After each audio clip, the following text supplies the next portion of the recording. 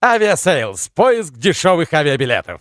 Здравствуйте, Юрий. Когда вы, только по-честному, последний раз давали взятку? Навальный только хуесосит все, что происходит вокруг. Просто невероятно. На донышке там. Да ни на каком не на донышке. Эксклюзивную информацию вам дам сейчас. Юрий будет дуть будет Юрий. Вы примерно неделю назад вышли из спецприемника. Что вы делали все эти 10 дней? Читал. Это лучшее место для того, чтобы читать. Я прочитал несколько тысяч страниц. И если вот в жизни каждого человека есть книжки, которые он должен прочитать, но он их не читает годами, потому что нет времени, очень рекомендую. Посылайте своего участкового, он вас закрывает на 10 суток. Посылаете, в смысле, нахуй? Ну, куда-нибудь. Да. Можно так, можно, не знаю, кого-нибудь дернуть за рукав полицейского, уехать на 15 суток и начитаться. Что именно вы читали?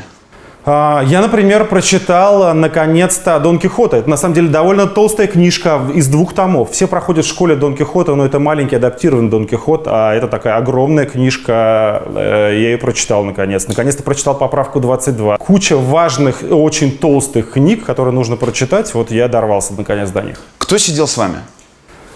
Один был парень, задержанный с митинга, один был Саня, человек из Иваново, который отсидел 19 лет, последний у него отсидка 12 лет за убийство, один был из Краснодара тоже. В этот раз было очень много ранее сидевших. Видимо, суды сейчас просто за мелкие правонарушения, если человек сидел, они их обязательно закрывают на сутки, поэтому в основном вот это... Была такая компания. Их закрывают, если они не отметились, я правильно понимаю? За любое правонарушение, за которое вас, например, милиционер отпустит или судья штрафует на 2000 рублей, человека, который сидел, скорее всего, посадят на 10 суток. Очень дурацкая система, совершенно несправедливая, но она вот так работает, там очень много ранее сидевших. Что Саня рассказывал? Много всяких историй. Там он из Иванова, я знаю все об ивановских зонах и чем они отличаются от других зон. Но на самом деле со взрослыми людьми и ранее сидевшими, я же в спецприемнике уже был 6-й раз. И каждый раз по 15 суток. Когда взрослый человек, и ты видишь, что он сидел, это всегда очень хорошо, потому что они знают правила, они спокойные, они приучены ко всем бытовым вопросам, все отлично знают, гораздо лучше, чем я. А как же, дедовщина и все остальное? Ничего такого нет. Ну, так и в тюрьме, насколько я понимаю, особой дедовщины не существует. Ну, все обычные люди. Самое главное правило – это просто правило человеческого общежития. Будь нормальным человеком, никому не мешай, будь чистоплотен, и все у тебя будет прекрасно. И как раз вот с такими людьми сидеть на этих сутках проще всего, потому что они еще и сами тебя поучат этим правилам. Они все спокойные, с ними интересно поговорить, много историй за жизнь и все такое. Самое вкусное блюдо, которое там давали? Там давали макароны по-флотски, но у меня посты, поэтому я их не ел. Но они довольно вкусно выглядели, и вообще там неплохо кормят на самом деле. Спецприемник совсем не похож на тюрьму, тут нужно понимать. Это скорее как общежитие, только тебя там закрывают на ключ. Ты лежишь, спишь или читаешь. Тебя выводят 3 раза в день поесть, 1 раз в день тебя выводят на прогулку. То есть это совсем не так ужасно, как принято об этом думать. Пост. Вы воцерковленный человек? Ну, я православный, я не воцерковленный человек, но я соблюдаю посты. Ну, пост это скорее как привести себя в форму в физическом смысле? Ну, нет, конечно. Наоборот, чаще всего, поскольку ты ешь все такое, типа какие-нибудь вещи не животного происхождения, тем не менее очень калорийные, типа каши, наоборот, может даже набрать. Но это не самое же главное во время поста не есть. Я, например, на каждый Великий пост ставлю себе задачу уже несколько лет ни разу ни на кого не наорать. И у меня пока ни разу не получилось. Но я не теряю надежды. Первая фраза, которую вы услышали, когда вошли домой. Ну, когда вы видели жену и детей. Дети радостно заверещали «папа» и бросились ко мне. Это как происходит, примерно так, как это происходит в кино, но они действительно тебя довольно давно не видели, они тебе бегут и обнимают тебя. Это такая стандартная штука, а жена говорит: ну, наконец-то, здрасте.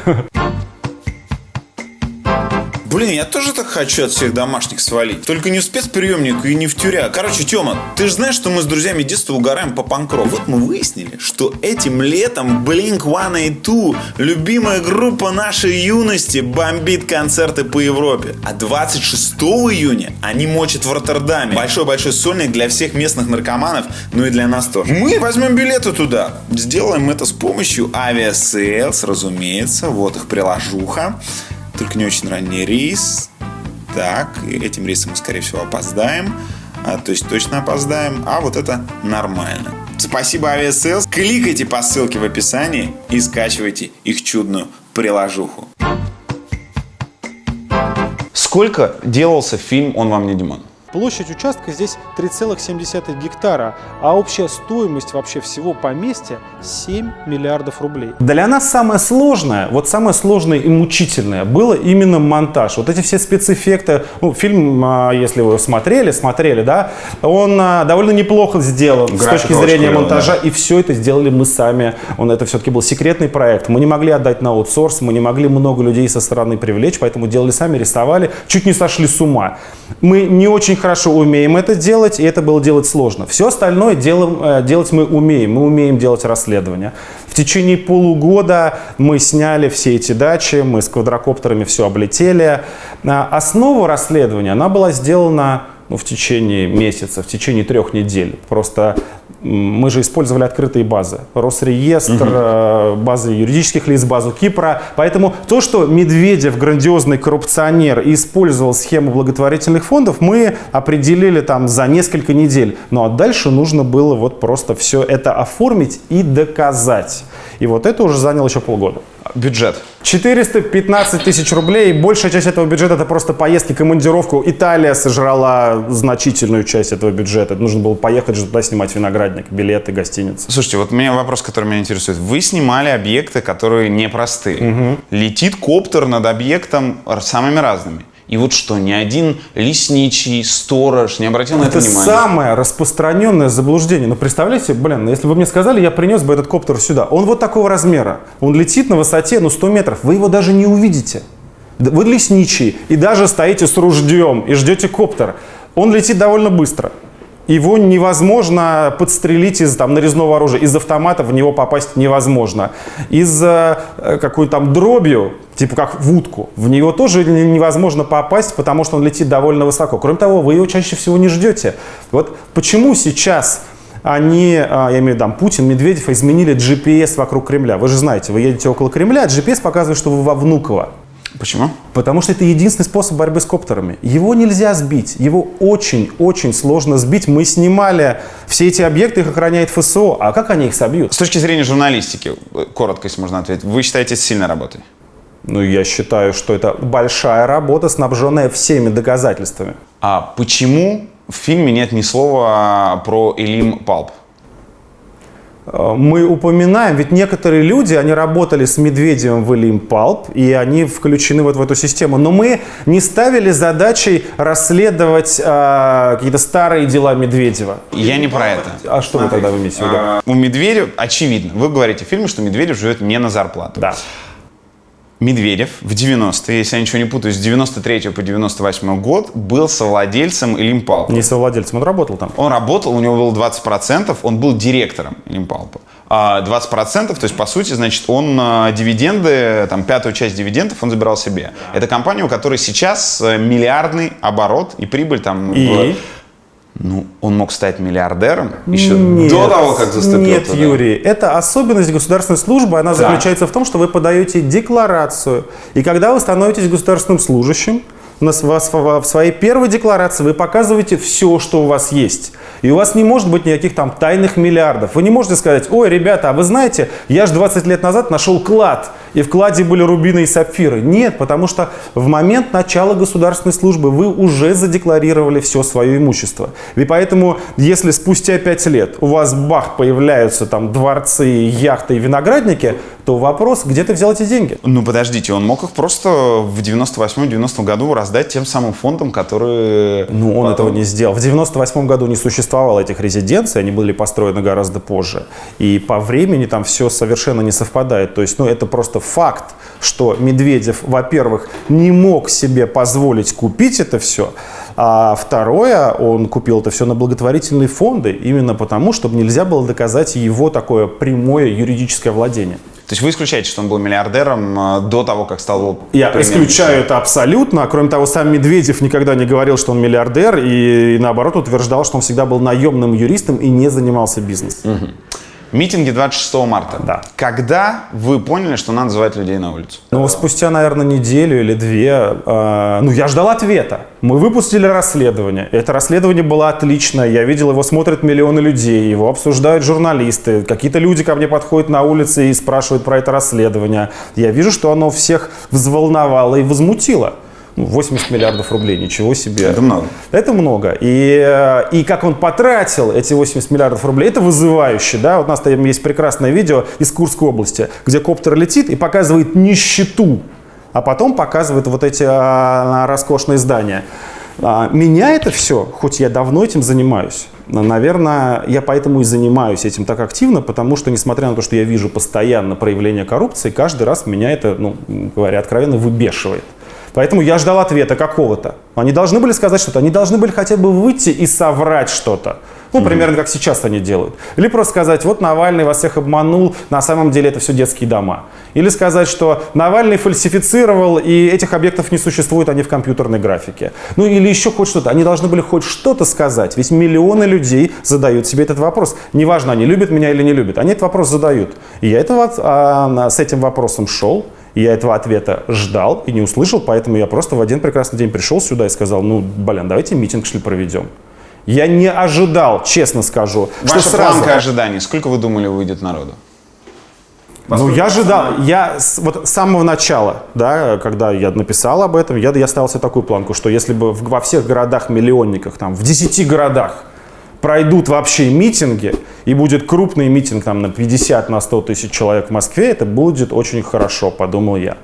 Но когда я спустя неделю увидел, что у нас 100 городов зарегистрировались, везде создали группу во ВКонтакте, и я видел, что это настоящие группы, это не боты, живые люди, я понял, что я сам, наверное, недооценивал, насколько люди возмущены происходящим. А в Москве сколько вышло в итоге? В Москве на несанкционированную акцию вышло около 30 тысяч человек. Это самый большой выход на несанкционированную акцию с 90-х годов.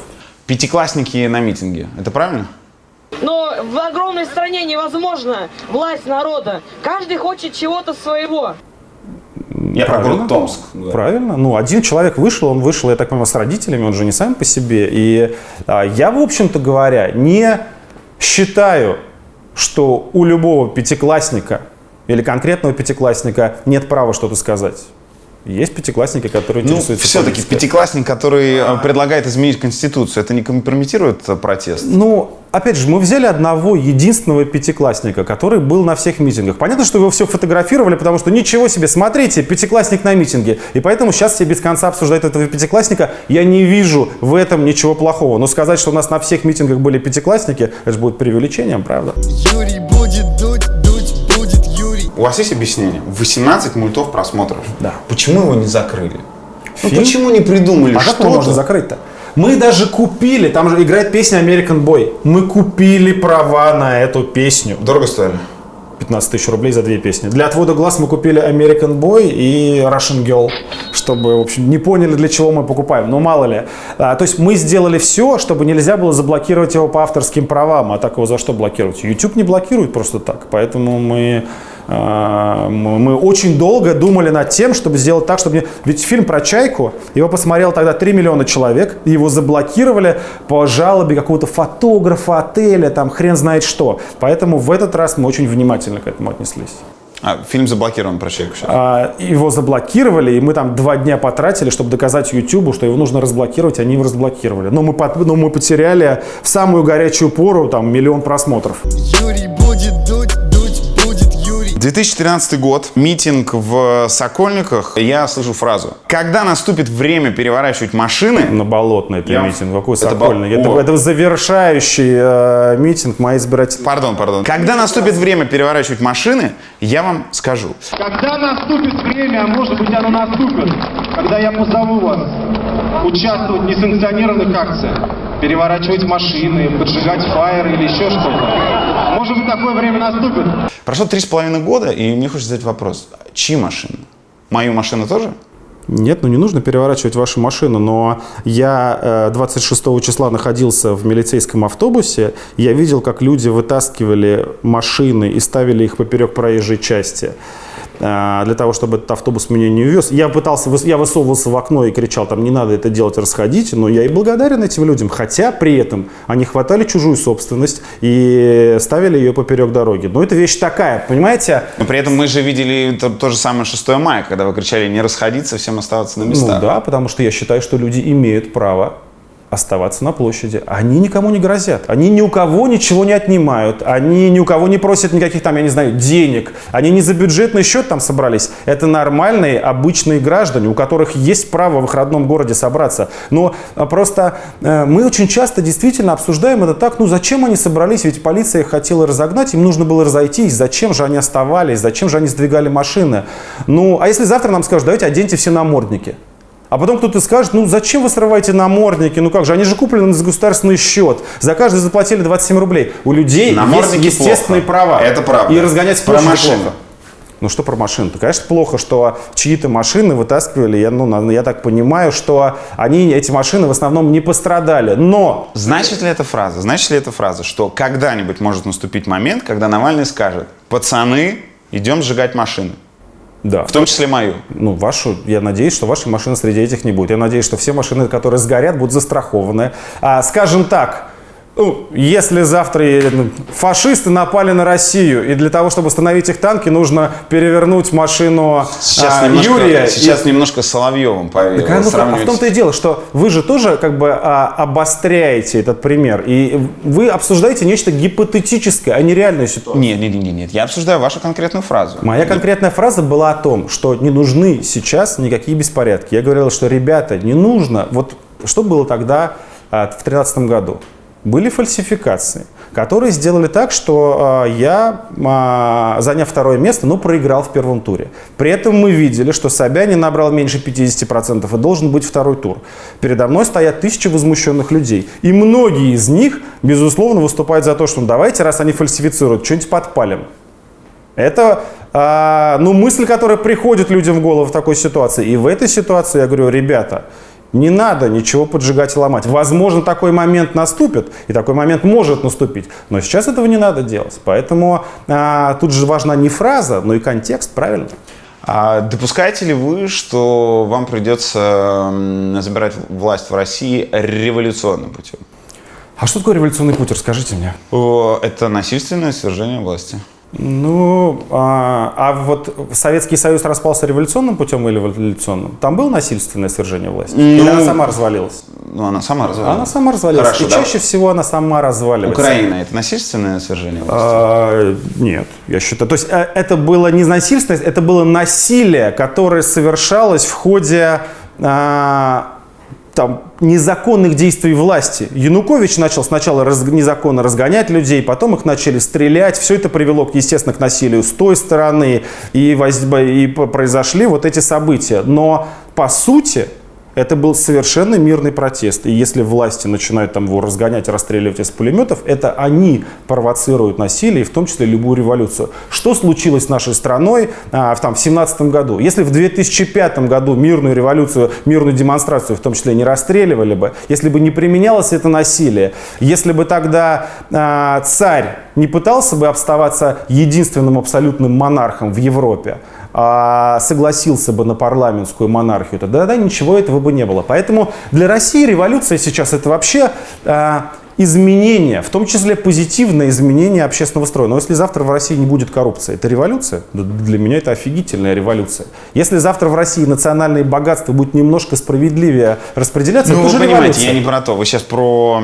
синоним, про метафору вы говорите слово революция. А я говорю про конкретную историю. Обрушение, во-первых, столкновение в городах, насильственное свержение власти, неважно, просто заставили Турхана президента убежать из страны. Фильмов про Зимний дворец. Я могу ответить так, что я не вижу в России ни малейших предпосылок для революции. В России даже крушение Советского Союза произошло без какого-то существенного насилия. В Москве было, конечно, во время путча, во время 1994 года, потом, во время путча 3 человек же задавили. Я не вижу никаких предпосылок ни для гражданской войны, ни для насилия. И наоборот, это все страшилки, которыми нас пичкает телевизор. Вот как вы сказали, повеяло Соловьевым. Так Соловьев ровно об этом. Когда мы говорим про коррупцию, он говорит, нет, это же Украина, все эти разговоры про коррупцию приведут к Украине, к Майдану, бла-бла-бла. Да при чем тут какой-то Майдан? Смотрите, что произошло в Южной Корее. Там были огромные массовые манифестации. Президент, коррумпированный президент, она ушла в отставку, она была снята с должности, ей был объявлен импичмент. Плохой это нормально. пример, это другая ментальность людей. Люди, здрасте. где дочь Извините, руководителя Юрий, компании, авиакомпании просит, или он сам просит на коленях, она просит прощения за то, За что она орешки. вела себя за орешки, да, в бизнес-классе. Да, но я вам хочу напомнить, что есть не только Южная Корея, но и Северная, к вопросу к менталитету. И там процветает коррупция, и там процветает авторитаризм, и все это там объясняют тем, что у нас, у северных корейцев, особый какой-то менталитет, а у южных корейцев все нормально. Хотя это одна нация, ну да. Вы баллотируетесь в президенты в 2018 году.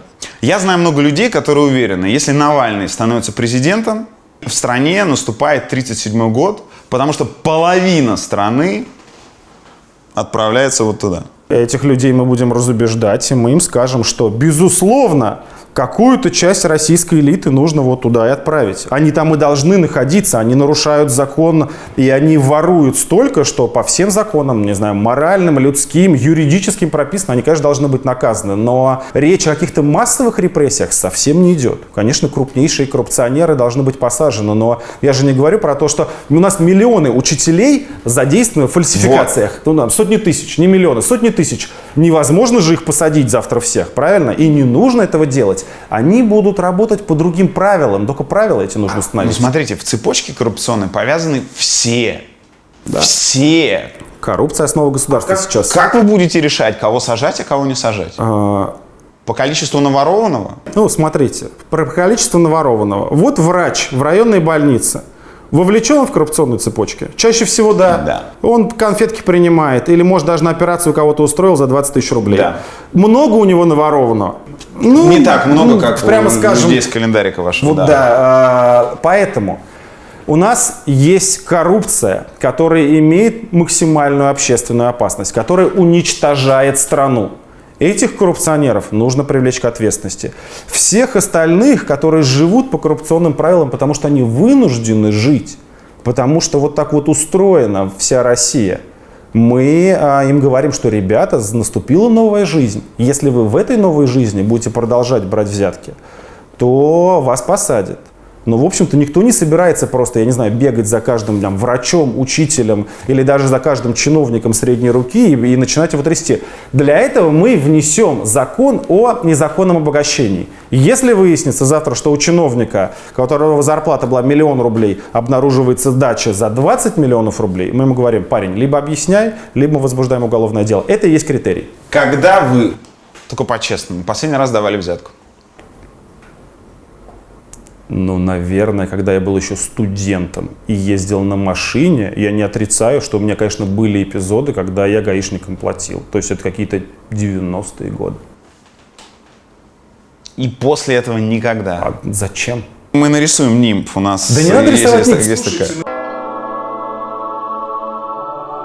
У вас среднее количество просмотров там 1,5-2 миллиона. Из них давали взятки, 30 тысяч человек. Бизнесмены часто дают взятки. Люди, которые часто нарушают дорожные правила, дают взятки. Большинство людей, они и не должны давать никаких взяток. И у них часто их выпрашивают. Или там намекают. Но если ты решаешь их не давать, а я в какой-то момент решил, что я не буду их давать. Вот я даже помню, как это произошло. Расскажите, да. Там я ездил, нарушал, там тонировка, гаишник тебя останавливает. Ну что ж, Анатолич, с тобой будем делать? Ты ему говоришь, ну что ж, там вкладываешь там сколько-то рублей, отдаешь ему документы. Ну то есть как и все. Потом я же учился на юридическом, где-то на 3-м курсе. Я решил, что я супер крутой юрист, и поэтому пошли они к чертовой матери, я не буду давать им взятки, я их буду запугивать. Я их пытался запугивать, они у меня за это отняли права, потом такое временное удостоверение было. Его тоже у тебя отнимают. И вот это такая моя, такая поза. Я молодой был, я был студент, и мое желание, значит, им давать отпор и доказывать, что я крутой, потому что я теперь юрист, это стало первым шагом. Я вел себя довольно глупо, пытаясь нахамить этим гаишникам и наорать, даже если я нарушал что-то. Но, тем не менее, это стало таким первым шагом, когда я решил, я не буду просто их давать, и все, и не даю. Юрий будет дуть будет Юрий. Кто лучший политик в истории человечества? Иисус Христос. Если его, конечно, сложно назвать политиком, но он изменил вообще все вокруг себя. Он создал новую парадигму развития общества. Он установил такие правила, которые, за которые люди умирают, которые соблюдаются, то есть он все изменил. Насколько я понимаю, властью он все равно не был наделен. Какая разница? Дело же не в том, чтобы быть политиком в плане того, что ты сидишь на троне, тогда царь Ирод, он не политик, а Иисус Христос, это общественный деятель, историческая фигура, который изменил все. Да, окей. А тот, кто был все-таки наделен сложно сказать. пиджаком, много крутых чего. Хорошо. Кто, например? Не наделенный пиджаком Мандела, отсидевший 30 лет. Человек, который из страны второго мира сделал ее страной третьего мира, я правильно понимаю? Не совсем так. Он все-таки изменил многое. Он добился, во-первых, свободы для своих людей. Во-вторых, он добился международного согласия внутри страны. Да, ЮАР сейчас развивается гораздо хуже, чем он развивался до этого. Но он победил апартеид, и в этом смысле его роль, он великий человек. После него были другие лидеры, они совершали много ошибок, но отрицать то, что он супер крутой, это просто было бы неправильно и смешно, потому что человек 38 лет сидел на каторге на какой-то, и все равно добился своего. Причем мирным путем, и, кстати говоря, не расстрелял и не замучил никого из тех, кто его сажал. Юрий будет дуть будет Юрий. Прошлой осенью вы сделали все для того, чтобы загасить яблоко, которое шло на выборы в Госдуму. Здрасте, это кто вам такое сказал? Подождите, вы писали посты по поводу того, что не надо голосовать за яблоко, чтобы они, не дай бог, не набрали свои проценты, которые позволят им... Вы, наверное, какой-то поддельный блог Алексея Навального читаете, Юрий. Такого не было. Я говорил о том, что эти выборы... Я не считаю выборами, и я лично на них не пойду. Но если кто-то хочет пойти на выборы, то можно голосовать или за Яблоко, или за Парнас. И еще я предлагал так называемую концепцию 550 рублей. Ведь каждый голос, когда человек голосует за партию, для партии обращается конкретными деньгами. Вы проголосовал за коммунистов. Коммунисты за свой срок полномочий получили 550 рублей с человека. Да. И я предлагал всем, посмотрите, кто лучше потратил. Все предвыборные недели рассказывали на Эхе Москвы, на всем остальном, то, что Яблоко, партия, которая тоже получила из бюджета эти бабки государственные, и ни хрена не сделала. Как и все остальные. По-вашему, это агитация, как и все остальные. Это реально значит загасить. То есть сделать так, что ваша сторона... Я всех гасил. Тогда я всех гасил. Я всех гасил. Я коммунистов гасил. Я ЛДПР гасил. Их-то понятно. Так я всех. Эти люди, которые идут в Думу для того, чтобы вот так вот слушать, что им скажут. А Яблоко все-таки какая-никакая, хилая, сомнительная, но оппозиционная партия. Так я был членом партии Яблоко. Безусловно, я про это еще поговорю. Но вы сделали все, чтобы за них люди не голосовали. Нет, это ревность? Объясните мне. Нет, конечно, это не так. То есть, безусловно, я могу совершенно честно, откровенно сказать, меня бесит то, что мою партию прогресса, нормальную партию, которая могла бы пройти, которая способна и хочет вести нормальные избирательные кампании, не регистрирует. Мы ее регистрировали 4 раза, нам отказали. На 5-й раз ее зарегистрировали и через месяц ее ликвидировали. Меня это выводит из себя. То, что существуют какие-то ничтожные, убогие, несуществующие в реальной жизни партии, им Кремль дает регистрацию, нас на выборы не пускают. И я должен, понимаете, человек, которого меня на выборы не пускают, мою партию ликвидируют, и я должен на выборах призывать голосовать за каких-то людей, про которых я знаю, что они не пройдут никуда. Потому что они не делают ни черта. Даже получив сотни миллионов рублей из бюджета, они не в состоянии ни газеты выпустить, ни YouTube-каналы организовать, ни расследование провести, не делают ничего. Поэтому я гасил их всех. Окей, я понимаю, почему... Для меня Яблоко лучше, чем коммунисты. Конечно, мне все не нравится. Допустим. Гудков. Человек, который с Яблоком оказался, в общем, довольно стихийно. Человек, если я ничего не путаю, сильно впрягшийся в вашу предвыборную кампанию в 2013 году. Он не помогал вам никак. Я его особо и не просил. Если просил, то помогал. Хорошо. Я хорошо к Гудкову отношусь. Ему по одномандатному округу, если я ничего не путаю, не хватило нескольких тысяч голосов для того, чтобы пройти в 2016 году. Несколько тысяч голосов – это серьезный барьер, понимаете? Что мешало Алексею Навальному сказать: пацаны, Явлинский, конечно, старый дед, но Гудков – молодой, живой пацан. Давайте все те, кто живут на северо-западе Москвы или Востоке, проголосуем за него. Дорогой мой Юрий, если бы я мог делать так вот вжух, то я бы сделал бы раз и дайте мне для моего YouTube-канала 5 миллионов подписчиков. Это так не работает. Люди не являются моими крепостными. Они не голосуют, потому что Навальный за кого-то призвал. Это дает немного процентов.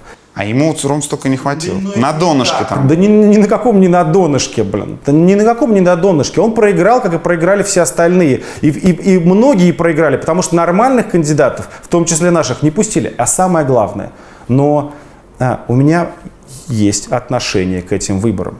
И если меня, скажите мне сами, вы мне дайте, я вас спрошу, имею я право участвовать в выборах? А в каких? В любых, в президентских, в парламентских, в муниципальных, в местных, в каких-нибудь. Я бы по-другому сказал. Мне бы хотелось, чтобы это было в качестве... Хорошо. Тогда это... Скорее да, чем нет. У меня есть хоть какая-то общественная поддержка? Да. И вот я спрашиваю, почему вы ей не поделились с Гудковым? И если меня не пускают на эти выборы, я считаю, что, конечно, неправильным, что меня не пускают, но я буду всех звать на эти выборы. Так, согласитесь, это некая шизофрения. Но это абсолютно не вера, что там кому-то немножко не хватило, это все ерунда. То есть я правильно понимаю, если вот так случится, что как на «Титанике» на льдине люди будут тонуть, и у вас будет вариант тонуть всем или все-таки кого-то спасти, Нет. Димку или Гудкова, еще кого-то, вы предпочтете утонуть всем. А если здесь будет лежать умирающий Путин, и буду ли я ему делать искусственное дыхание? Следующий ваш вопрос. Если честно, мне интересно, вы бы делали? Конечно, я буду ему делать искусственное дыхание. А что сделать? Потому что, это неправильные аналогии. Нет никакого «Титаника». Есть конкретные выборы нечестные, на которые не пустили мою партию, на которые не пустили меня. И если, извините меня, вот давайте продолжим вашу аналогию. Меня не пускают на президентские выборы, но одновременно с президентскими выборами идут выборы в селении Верхняя Коцапетовка. И там один очень честный человек, который вам очень нравится, который помогал мне на кампании. Должен ли я призвать всех идти на выборы для того, чтобы помочь ему? Наверное, нет, все равно. Потому что есть более важные вещи, есть менее важные вещи. Юрий будет дуть будет Юрий. Вы согласны с тем, что вы вождист? Абсолютно на 100% нет. Значит, вы, наверное, знаете многих людей, которые работают в фонде борьбы с коррупцией. Да, Потому что они есть. Да. Мы запустили канал, они ведущие Да. этого канала. Они все баллотировались в Координационный совет оппозиции. Все они делали попытки участвовать в выборах, я их поддерживал. Все они проигрывают вам в харизме и известности в очков 100. В том числе ваш ближайший помощник.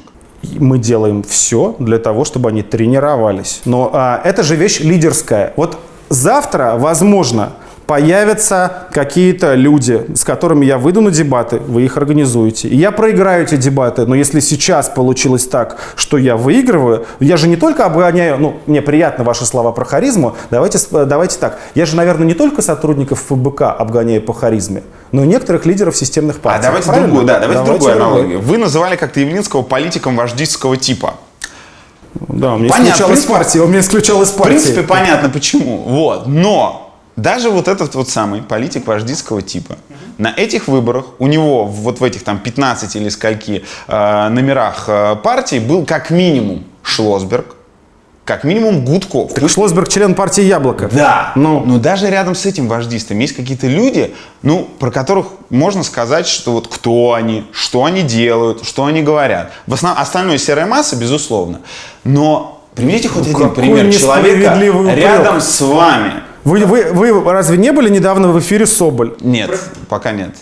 Люба Соболь. Очень красивые, безусловно, наряды в утреннем шоу. Она молодец. Очень красивая девушка. У нее красивые наряды, но ее достоинство даже не в этом. Она высококлассный юрист и координирует проект «Распил». Она отменила коррупционных госзакупок на миллиарды. И вы ее отлично знаете. Она баллотировалась, она пыталась идти на выборы, ее не пустили. Замечательный технический работник, но не фронтмен. Ничего себе, технический работник. И тем более не мужик. Здрасте. Вот это... Извините меня, я от имени всех феминистов и феминисток скажу, что это просто неприемлемый комментарий. Что значит, тем более не мужик? Она отлично работает, она пишет законопроекты, она лучше любого мужика знает свое дело и ведет программу каждое утро, у которой больше, чем 100 тысяч просмотров. Она была бы прекрасным депутатом Госдумы, лучше. Вот там сейчас сидит 450 охламонов, Соболь была бы лучше, чем все они. Я вам могу сказать, что любой сотрудник ФБК, и все они, являются публичными лицами, просто их в телевизор не пускают. Но во всех наших возможностях, в моем блоге, в нашем там YouTube-канале, везде они представляют себя под своими фамилиями, рассказывают о своей работе. И любой из них был бы лучшим министром, чем все, кто есть, лучшим депутатом, чем все, кто есть. Поэтому я упреки в вождизме отвергаю абсолютно, потому что делаю все для того, чтобы помочь всем нашим людям раскрутиться. Юрий будет дуть будет Юрий. Сколько вы узнаете, кто это, хоть кого-то вы Естественно, я понимаете? знаю Вилсу, я с ним встречался живьем. Так. Вот этот чувак ведет про хорошо, правильно? This is. Да. Вот этого я знаю в лицо, не знаю, к сожалению. Вот Усачев. Не знаю. Данила Поперечный, а это, я уверен, что ваш конкурент на выборах куда-нибудь. Ну, судя по тому, что он в пиджаке и в этом. Ну, нет, дело не в этом. Вы просто увидите, что этот человек будет конкурировать с вами на выборах совсем скоро. И весьма вероятно, что... Черт, надо создать какой-то план против него. Может вынести. Ну так это ведь он сказал, что он проголосует за меня на этих выборах. Да, это Николай Соболев. Классный чувак. Юрий будет дуть будет Юрий. Бесспорно, вы офигенский блогер-журналист. То есть то, как вы подаете материалы, все остальное, это, в общем, респект от более-менее любого человека, который имеет отношение к контенту. Но у многих людей есть претензия. Что такая за фраза? У многих людей одни мои знакомые недовольны. Ну, у кого есть хорошо? Ну, я готов их перечислять. То есть я не только Это со как своими мыслями претензия. Кто пришел. ваш министр обороны, кто ваши люди, которые недовольны? Претензия к следующей штуке, что у Навального вообще нет позитивной повестки. Навальный только хуесосит все, что происходит вокруг. Просто невероятно. Просто невероятно. Что за люди-то? Давайте тогда по фамилии. Подождите, Я их в черный все- список сейчас внесу. Давайте я начну с себя. Все, что добивает меня с Навальный.ком, это возмущение. Посмотрите, закон, который позволяет Тимченко и Ротенбергу не платить налоги. Фиксация только на пиздеце, который происходит в России. Да, его много. Нет, это не так абсолютно. Значит, у нас и от негативного есть позитив. У нас есть даже проект такой, называется «Санация права». Ссылочку вам пришлю. Там есть перечень законов, которые нужно отменить. То есть мы их не просто ругаем, как вы сказали, хотя не совсем так сказали, да, мы составили перечень, почему они должны быть отменены или изменены. Сейчас у меня программа есть. Мы написали здесь в фонде, не знаю, с десяток законопроектов и бегаем и пытаемся их принять. Это позитивно. Нет, это безусловно, это созидательно. 3 последние вещи, которые вы хвалили из того, что происходит в России. Или радовались тому, что происходит в России. Публично я имею в виду. Вот чтобы в Навальный.ком было написано, блин, вот это Слушайте, офигенно. да я Хорошо, радуюсь мы постоянно. снимаемся в день космонавтики, условно. Я- Есть люди, которые многим недовольны в нашей стране, которые ненавидят Советский Союз, Да. как я, например. Но я считаю, что День космонавтики, День космонавтики это святой, великий да, день. абсолютно, на 100%. Я учился в школе имени... У меня был класс имени Юрия Гагарина. Великий день. Да я наслаждаюсь нашей страной ежедневно. Я не очень люблю... слышу этого. Как ваш потенциальный избиратель, я не слышу. Все, что вы несете в информационное поле, да, в большинстве случаев, Мне это вообще- по делу. Но это заставляет меня грустить. Странно, это заставляет странно. думать, что мой мозг сжимается под прессом проблем. Ужас какой. Я Так считаю, не что я может ужасно делать- позитивный человек. Вы с улыбкой рассказываете об ужасе. Это не значит, что Но будете позитивным. это моя профессия. Вы рассказываете о спорте, а я рассказываю, одна из частей вашей профессии, рассказывайте о спорте, а я рассказываю об ужасе. Я возглавляю фонд борьбы с коррупцией. Я очень люблю свое дело. Я сюда прихожу, и то, что я делаю и пишу, это часть моей работы. Люди нам отправляют деньги за то, что я делаю. Поэтому, когда я делаю свою работу, я пишу о коррупции. Штука такая, она не очень приятная. Поэтому кажется, что я пишу об ужасе. Но при этом я очень люблю нашу страну, я обожаю Москву, я считаю ее лучшим городом мира. Мне нравится сейчас ездить открывать штабы, везде какие-то совершенно прекрасные люди, все очень красиво. Я супер позитивный. И самое главное, мой позитив заключается в том, что я реально верю в то, что все это можно изменить.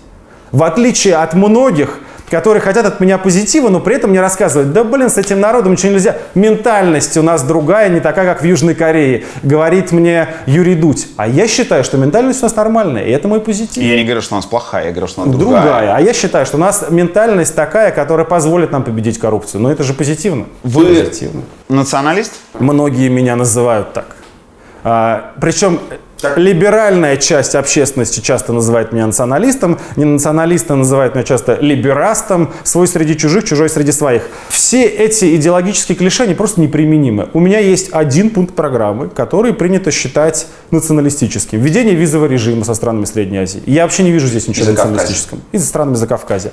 Не вижу ничего националистического, ведь Германия не разрешает мне въехать к ним без визы. Ну, а я не хочу, чтобы сюда без визы въезжали прекрасные граждане Узбекистана и Таджикистана. Это абсолютно нормальная европейская мера. Я действительно... При этом для Евросоюза вы хотите визы открыть? Конечно. Чем таджик хуже немца? Потому что немец живет в развитой стране. В экономически развитой стране, в политической развитой стране. И я не считаю, что таджик какой там человек, как личность, как там существо биологическое хуже немца. Но я считаю, безусловно, это факт. Я живу в реальной жизни. Я вижу, что Таджикистан и Узбекистан — это менее развитые страны. Оттуда идет наркотрафик. Оттуда приезжают люди в поисках лучшей жизни просто потому, что там нищенские зарплаты и там опасно жить.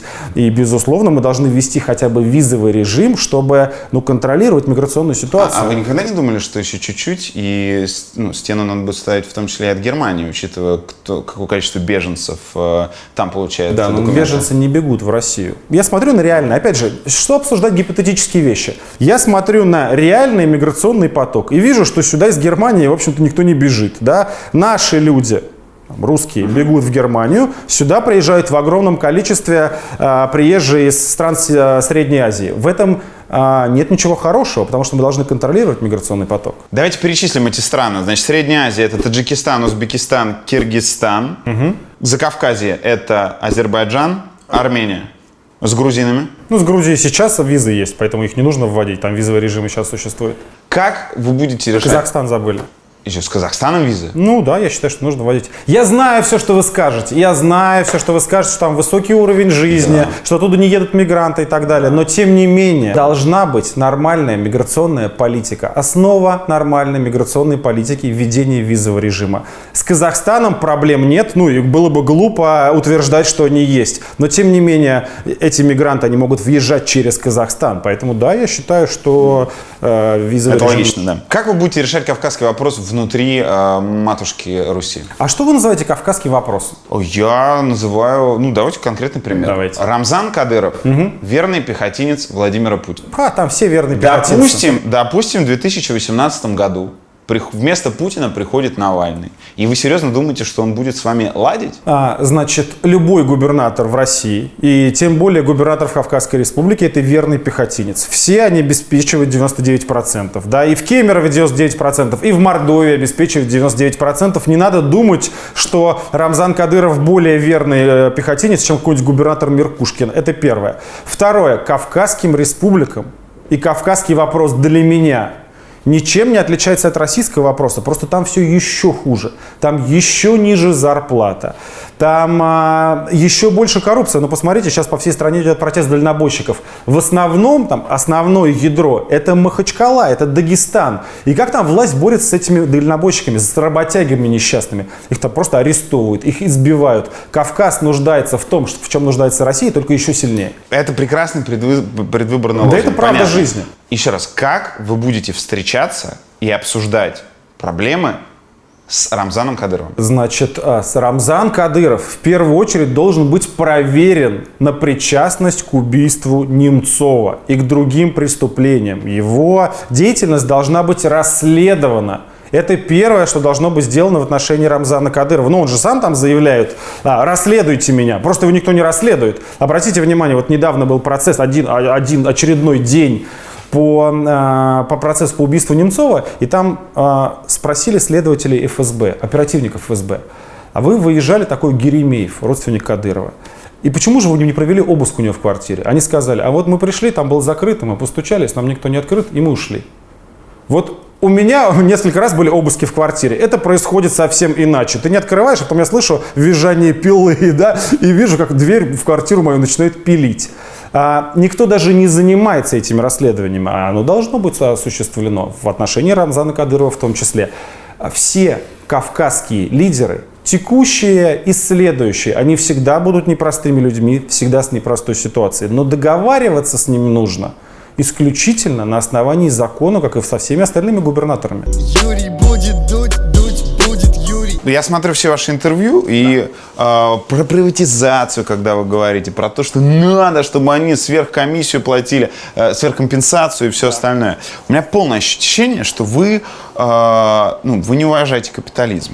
Я сейчас не говорю именно про тех, кто на приватизации поднялся. Нет, Тогда назовите мне 2 или 3, на ваш взгляд, честных бизнесменов. Да Или лучших полно, русских слушайте, бизнесменов. там яндексовцы, все, их там миллион человек. Волош и все Волош, остальное. покойный Сигалович, они создали, ничего не было, Еще. они сделали это. Угалецкий создал эти магниты. Он Так. политически мне не близок, но он создал же их, А правильно? что он не близок?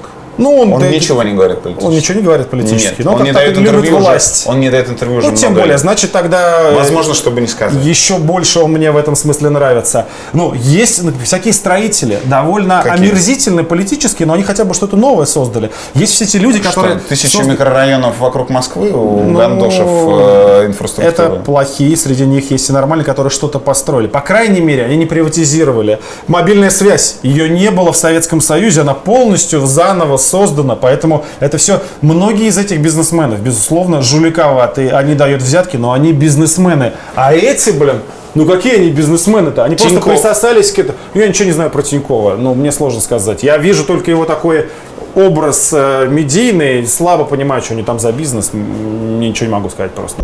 Юрий будет дуть, дуть будет Юрий. Почему за несколько недель или дней до выборов в Москву вы расстались с Максимом Кацем, который работал? Ну, его уволил начальник штаба Волков, и я согласился с этим решением. Он непорядочный человек, а просто проходимец. Ну, я таким его считаю. А почему?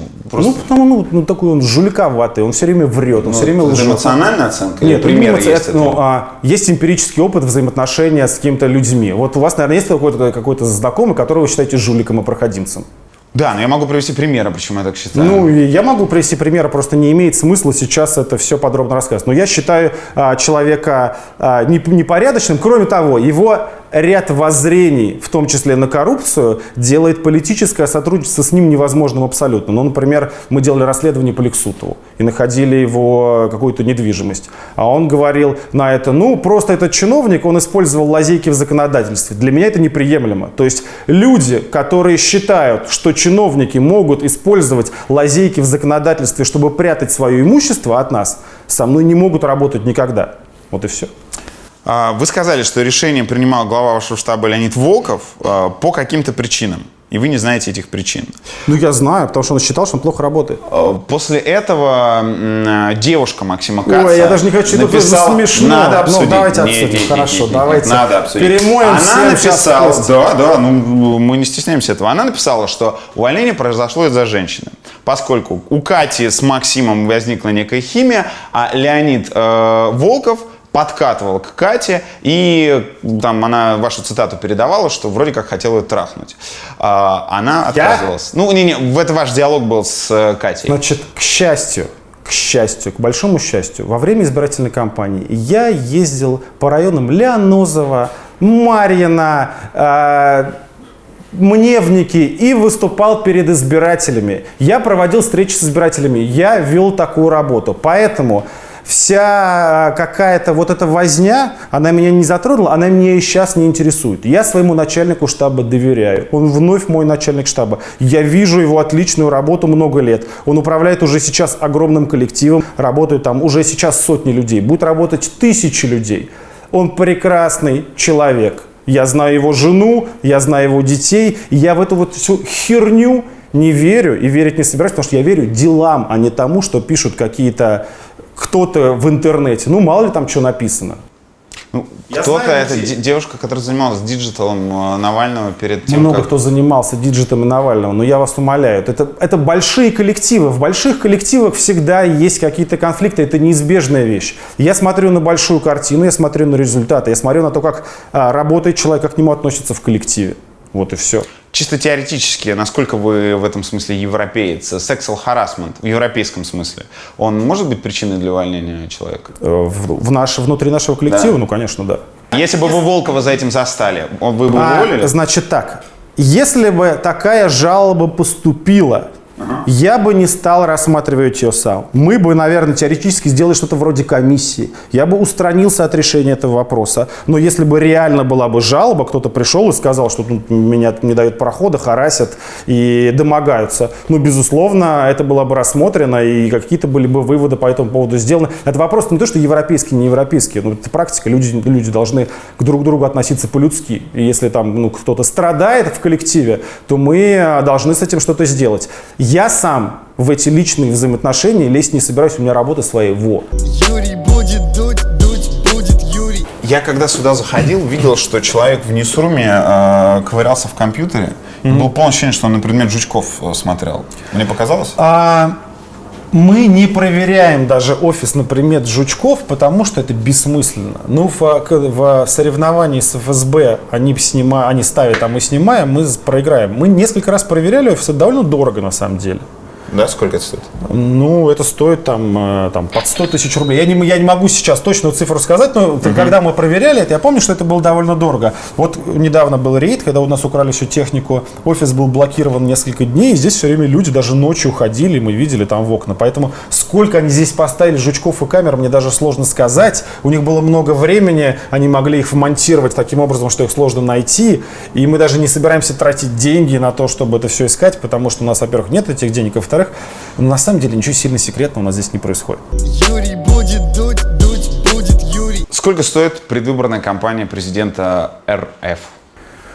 Мы исходим из того, что нам нужно будет собрать и потратить 1 миллиард рублей. Это немного на самом деле, но у меня нету главного расхода. То есть больше всего люди тратят на телевидение, на рекламное телевидение. Мне ее просто никто не продаст.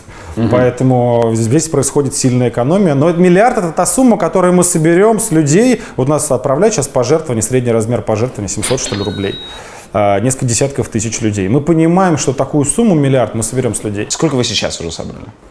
28, может быть, миллионов. Надо у Волкова точную цифру спросить. Что мы в районе 30. Эта вся тема с арестом, она дала какой-то... Кстати, вас же арестовали технику. Да. После... А на какие деньги вы покупали новую? То есть Эксклюзивную информацию вам дам сейчас. С 26 числа, после того, как у нас арестовали всю технику и были все эти видео про то, что арестовали всю технику, на фонд борьбы с коррупцией вот с 26 до 1 апреля люди прислали 16 миллионов рублей. То есть мы даже подзаработали. Как по горельцам помогают вам. Да. То есть реально люди бросили клич. Все увидели, что у нас выносят технику и начали отправлять нам деньги. И вот этими небольшими пожертвованиями мы собрали 16 миллионов. Рекордный донат, как принято говорить на Ютубе, который прилетал в фонд борьбы с коррупцией за то время, что он существует. 300 тысяч рублей. 300 тысяч? Да. Еще никогда не было миллиона. Нет. А мы же ориентируемся на маленькие донаты. И в этом смысле мы даже не рвемся за миллионом. Нам лучше 10 тысяч человек, которые нам каждый месяц отправляют по 100 рублей. Это надежно и это понятно. И мы к этому стремимся. То есть мы расширяем количество людей с маленькими пожертвованиями. До того, как вы окунулись в политику, нырнули в политику, вас было принято представлять как адвокат Алексей Навальный. Не совсем так. Юрист Алексей Навальный? Я же в партию «Яблоко» вступил. Это, наверное, не является нырнул, да? Я вступил там в 2000 году. Но я стал просто уже известен широкому кругу лиц, с 2007-2008, когда я начал свои первые суды против «Газпрома», «Роснефти» и «Транснефти». И тогда, меня подписывали юрист, правда. Окей, вы юрист. Да. Почему никто не знает о делах и успехах вас именно как юриста? Все, кто хотят узнать, знают. Перечислите 3 дела, которыми вы гордитесь как юрист. Да, последние все мои дела по Европейскому суду по правам человека. Мои сокамерники, которые были арестованы со мной и сидели со мной в одной камере еще в 2011 году, я все их жалобы довел, они коммуницированы в ЕСПЧ. Я уверен, что по ним, по всем они получат компенсации, а я получу свои довольно большие гонорары как юрист. ЕСПЧ выплачивает гонорары. Какая у вас комиссия? Там нет такой вещи, как комиссии. Там работа юриста, она может быть оплачиваться, там разные, от 3 до 8 тысяч евро за жалобу. За жалобу? Да. А при этом люди по жалобе получают? Там 10, 15, 20. То есть теоретически можно получить 10 тысяч евро компенсации и 5 потратить на юриста? Да, это не теоретически, так и происходит. Вот последнее дело, которое мы выиграли, человек за одиночный пикет получил 10 тысяч евро, и плюс ему было выплачено 5 тысяч евро компенсации на юриста. А кто ему выплачивает это? Правительство Российской Федерации. Ну, ему реально перевод на карточку приходит? Да, ты отправляешь. Ну, мне, например, мне много раз платили. Я недавно выиграл 50 тысяч евро за несколько задержаний, которые были в том числе в 2011-2012 году. Это происходит таким образом. Слушайте, а это классный бизнес. Выводить людей на улицы и отмазывать их потом Конечно, в суде. Юрий. Вот видите, вы догадались только сейчас, а многие же люди как бы клюнули на мой призыв по 26-му. Ну, это, конечно, если говорить серьезно, штука в том, что это много лет проходит. Да, я выиграю все эти дела, я выиграл все дела, деньги. но прошло 4 года, да. Я выиграл дело по Киров-лесу, я получил компенсацию 50 тысяч евро, но прошло несколько лет. Я выиграю еще раз это дело и снова получу компенсацию, но пройдет несколько лет. Тут у меня этого бизнеса не получается с моими делами, потому что у меня еще большие расходы на адвокатов. Это же все требует. Все, что я зарабатываю, в общем-то, оно туда и тратится. Я зарабатываю больше среднестатистического россиянина, сказали вы. Смотрите, вы в фонде борьбы с коррупцией не получаете ничего. А что есть ваш средний месячный доход? Я же публиковал недавно данные, выписку из моей бухгалтерии. Мой доход за прошлый год составит больше 5 миллионов рублей. Но у меня нету, когда меня лишили статуса адвоката после незаконного приговора первого, который я уже отменил в ЕСПЧ, я зарегистрировал просто индивидуального предпринимателя. Большинство российских юристов, работающих, ведущих практику, они ИПшники. И я такой же ИПшник. Если, не дай бог, вас задержат за митинги, и вы придете ко мне и скажете: Навальный, напиши мне жалобу, я скажу: нет проблем, Юрий, договор и там какая-то плата небольшая, я пишу жалобу. И у меня нету месячного оклада. Сколько я наработал, столько я и заработал. Вот мой гонорар в целом за год составил чуть больше 5 миллионов рублей. Вы за легализацию наркотиков легких? Декриминализацию частичную. Они не легализованы почти нигде. То, что мы говорим легализация, чаще всего это декриминализация. Я вижу, опять же, реальную ситуацию, что у нас сейчас тюрьмы забиты молодыми глупыми людьми, которые сидят по 228.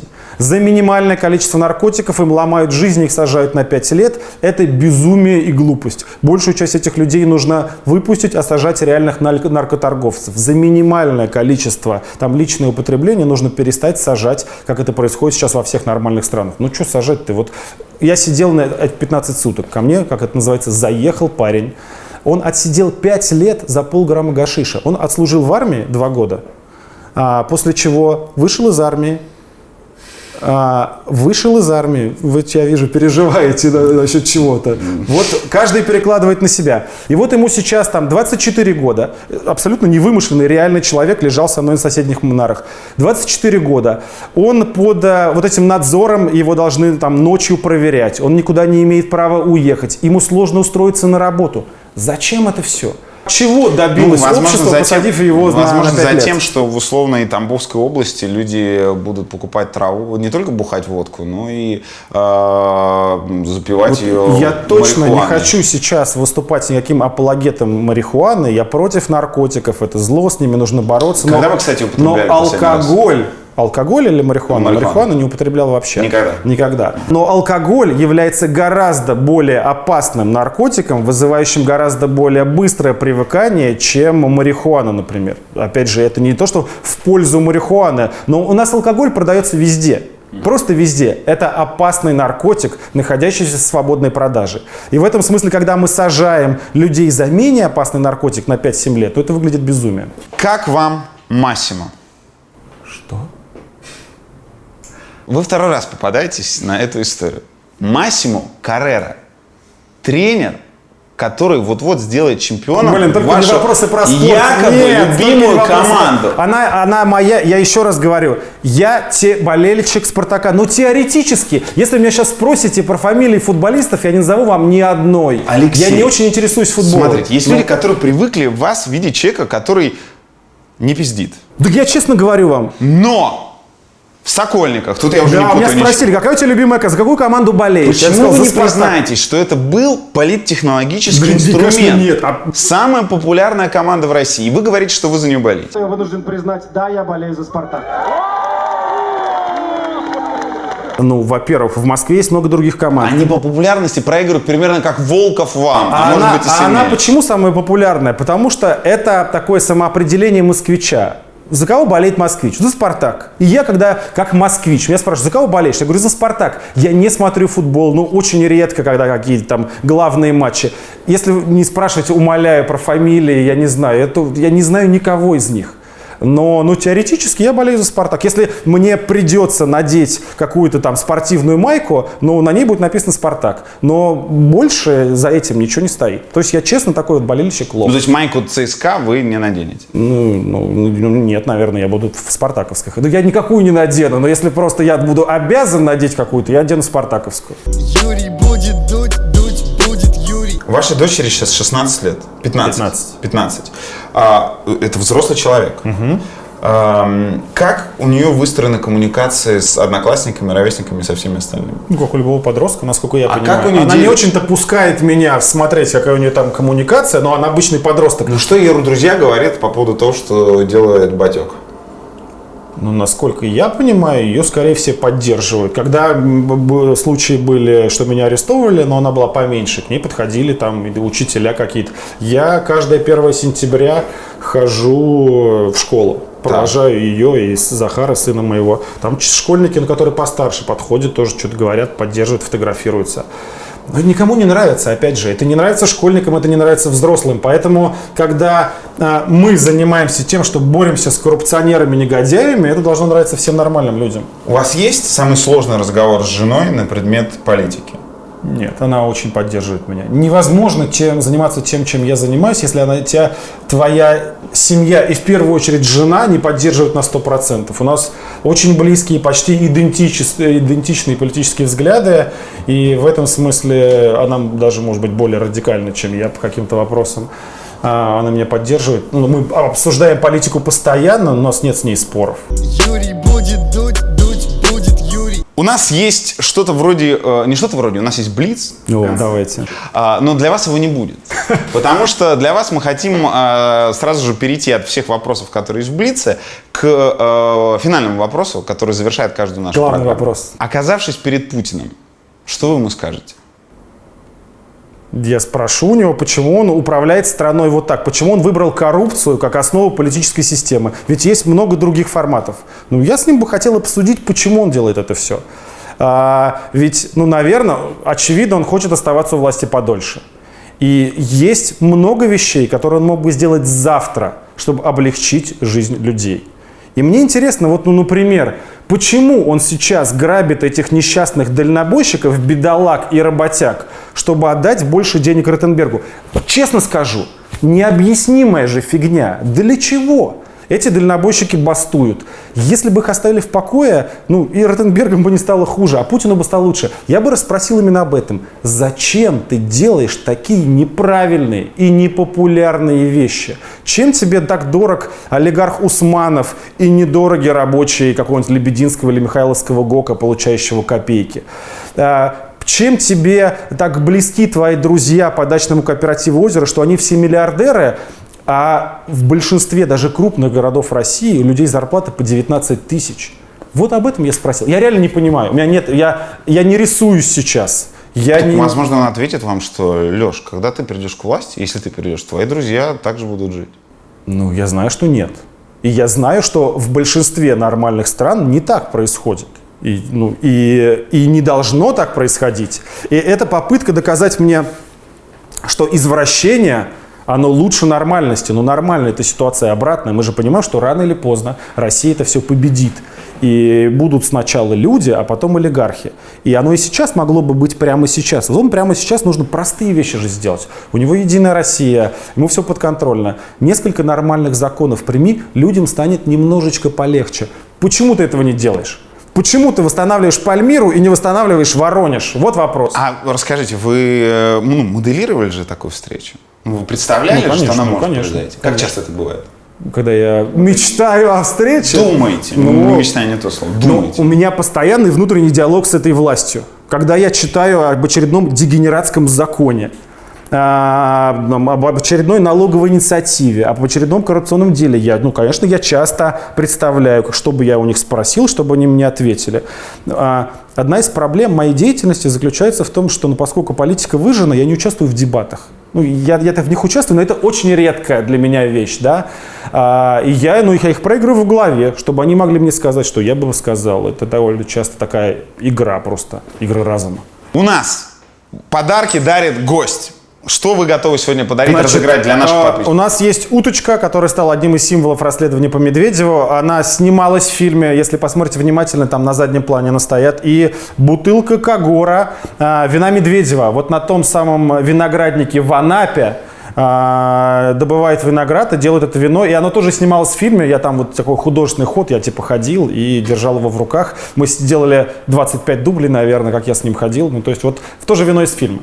Итак, задание для того, чтобы выиграть эту замечательную красоту. Перед этим надо все равно поставить лайк, подписаться, кликнуть на колокольчик и рассказать всем, кто еще не знает про канал «Вдуть». Придумать слоган, придумать заклинание, после которого коррупция в России будет побеждена. Пишите только в кавычках, чтобы нам было проще отделить обычный комментарий от тех, кто участвует в конкурсе.